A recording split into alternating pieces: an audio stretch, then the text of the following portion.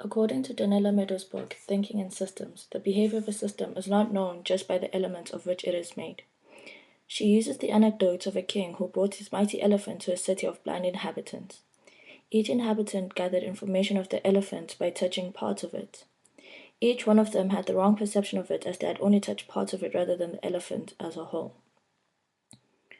This leads us to see that a system consists of three parts: elements, interconnections, and purpose. Football is a good example of that system. The players, the coach, and the ball act as the elements. The rules of the game are the interconnections in football, and either winning or exercise are the main purpose of the football game.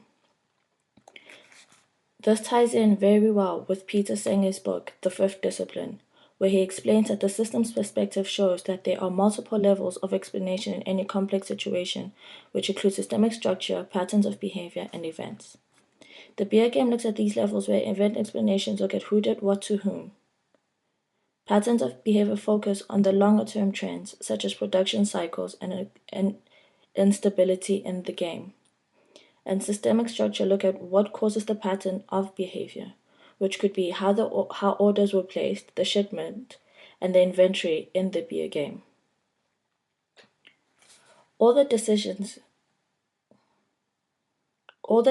made in the beer game show how complex situations can also lead to having to make decisions under uncertain circumstances, as seen in the article Judgment Under Uncertainty that explains the following three heuristics: representativeness, being employed when people judge the probability of event A belonging to class B; availability, which applies when people are asked to assess the frequency of a class or plausibility of a particular development; and an anchor, which is usually employed in numerical predictions when a relevant value is available. Although efficient, these lead to systemic and predictable errors. Decision-making is immensely complex and dynamic, and can be done either numerically or by using judgments, as is described in much more detail in the Mintzberg report. Alongside the Mintzberg report, we can see Amazon as a good example of how these decision processes discussed in the article can apply.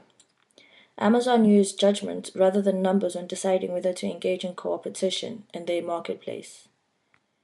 Therefore, in conclusion, the fifth discipline and thinking in systems show us how to understand and work in a system, whereas the Mintzberg and Judgment Under Uncertainty articles help us understand the whole decision making process and how they affect the system as a whole.